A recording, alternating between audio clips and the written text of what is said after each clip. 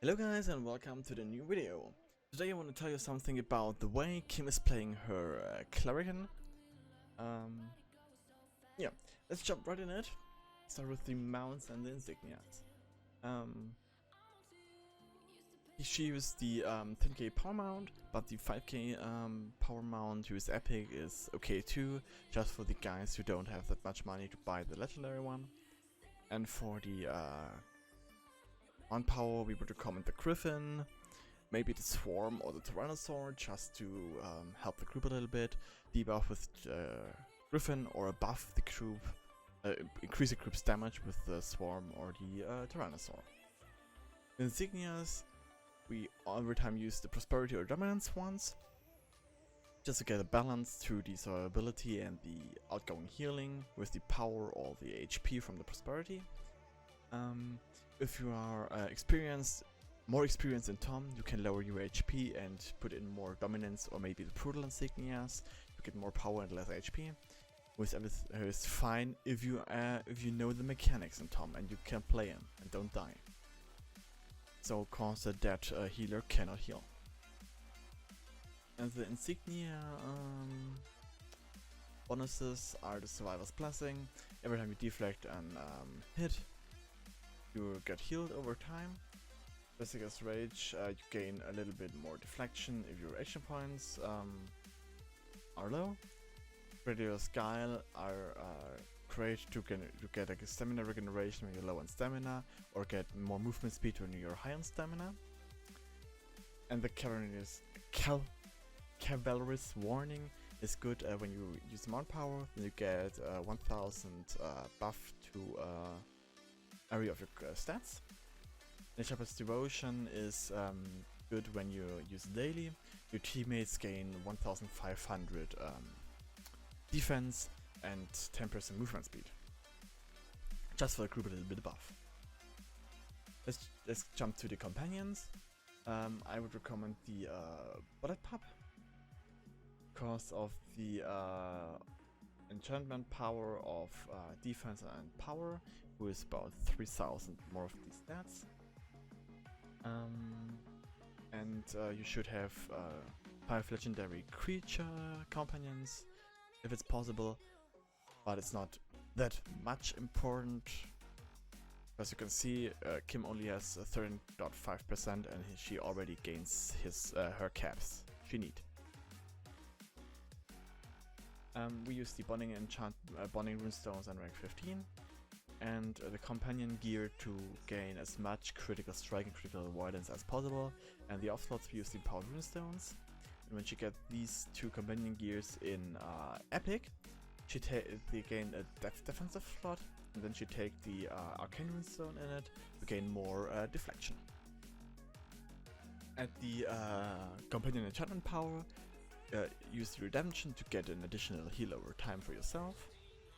And on 4 to 5 power slots, you use the outgoing heal bonus. Cause outgoing healing increases your healing quite much. And the on 5th and last slot, the second offense power slot, you use the Deep Throw Hatchling, or maybe the Tamed Velociraptor to get 8 or 10k more power. We already increased the outgoing healing. So let's go to the boons. As a stronger boons, we use the power, the HP, and the Rare Sickness boons. Rare Sickness boons is great because if you die, you get a Revive Sickness, and this boon lowers the effect of the Revive Sickness, so you don't lose that much its HP and power than you would lose without the boon. In the campaign boons, you use the power and the HP to gain more power, to gain more heal and more life for more survivability. More movement speed to can dodge the AoEs pretty easier, and simple support to get more companion influence and more stats from your companion. In the third and second row, you can put what you need to complete your stats and bring it on the caps. This is the way to fit it best for Kim. And the T5, it's the outgoing heal bonus and the action point gain to get the daily more often. And the best master boon for healers is the Blessed Advantage, just to get another healing over time, more power for more healing, and to reduce the recharge time of the abilities, who is only affected here to the intercession, cause it's the only one on this setup who is already cooldowns. Let's jump to the powers. Other actual powers, use Sacred Flame to deal a little bit DPS, support the DPS so a little bit with more DPS from you, and maybe support the tank at Tom first boss with the chest. And the Blessing of Light. Every time you use Blessing of Light before you use healing, to increase the effect of the healing by 10%. Then use the Bastion of Health. It's a high AoE heal for not just for groups, instead for all. You can heal all allies in that circle, great amount of HP. Then use the Healing Word, and to do to yourself and to 4 allies. It's not only count group, it's all allies around you. 4 of them get chosen and get the buff for a heal over time who has a 21 seconds duration. And intercession to get in very high healing for one person. Normally it's a tank, sometimes it's in DPS. You get pretty low on HP. You can heal with it.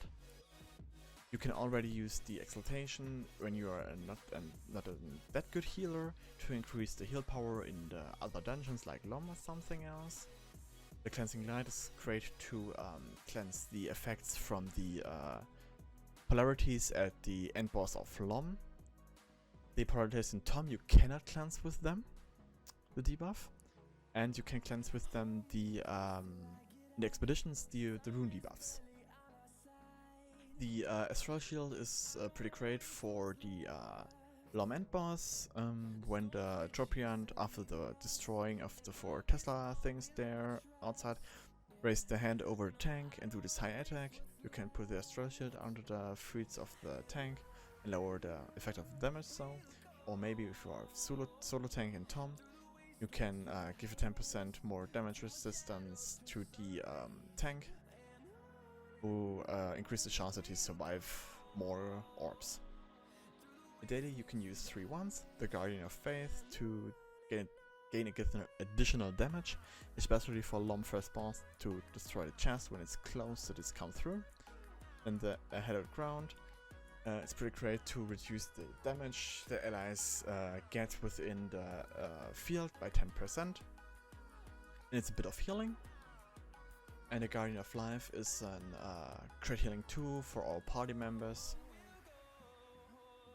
Sometimes you need it in Lom end boss, or maybe in Tom at phases where high damage comes into the group. The mechanics are the shift or the dodge at shift. Really works like every other class. You can dodge some incoming damage and crowd control effects. Then the channel divinity. Then you can, with your tab, you can channel and get divinity over time back. But in this time you cannot move or heal. And the other mechanic is that the effectiveness of healing spells is higher than on the DPS path and reduces the divinity cost of healing spells. And the threat generation you get from the healing spells is heavily reduced. The class features, you can choose 2 of the 3. The Expanded Faith is one I would every time take because of the 150 increased maximum divinity, and you can heal more often. Between these next 2 you can choose Desperate Prayers.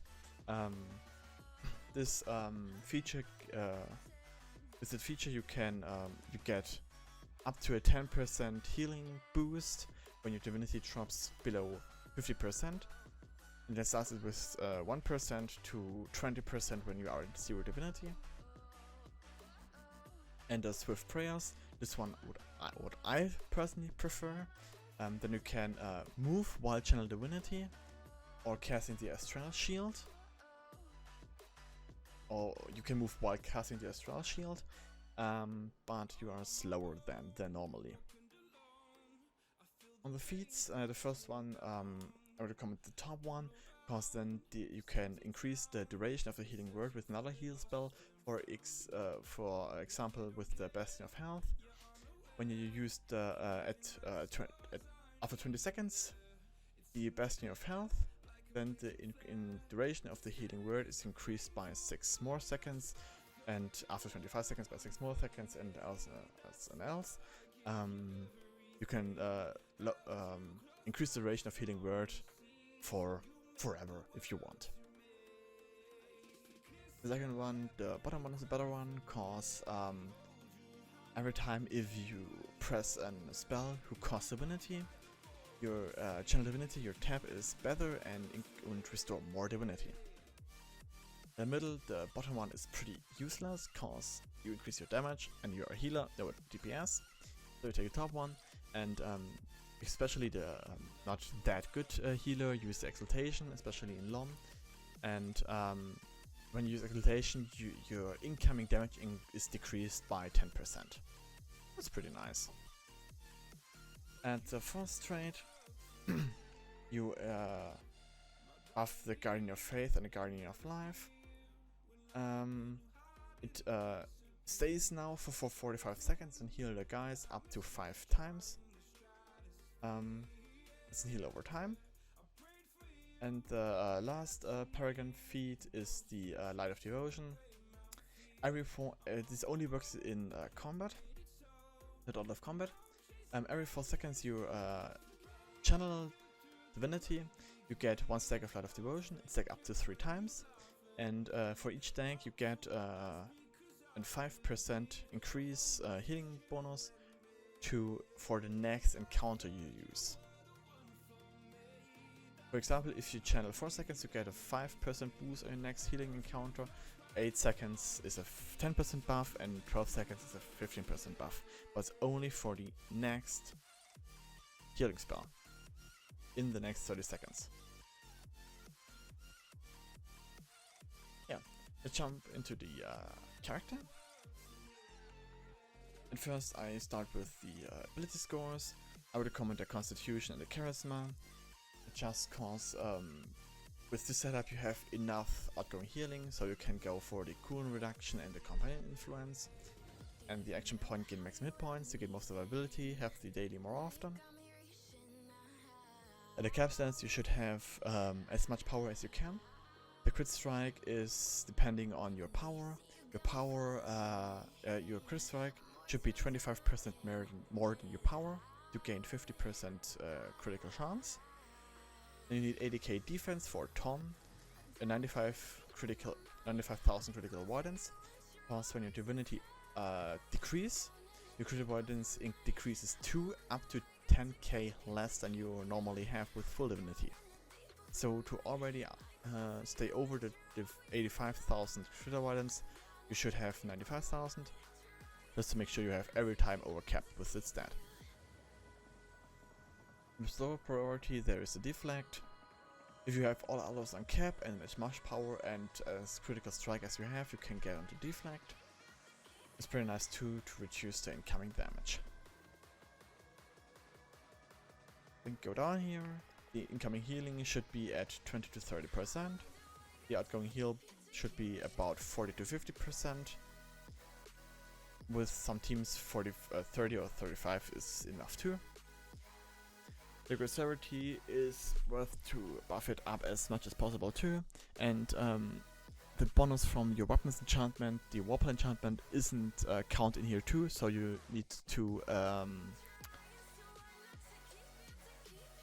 add in on top here. So now you have 102% critical, 102 critical severity, not just the 82. Because you have to add the effect from the Warped enchantments manually. So let's just go right through the equipment. I take the Crown of the Lost King, just as cost the best head against single target, especially for Tom. Does increase the power as much as no other head did. Then for armor I use the Ebony Scale Mail, just to get the percentage power boost. and it's already count for dots, so it's pretty easy to stack it up to 10% and get 10% more power than you have normally.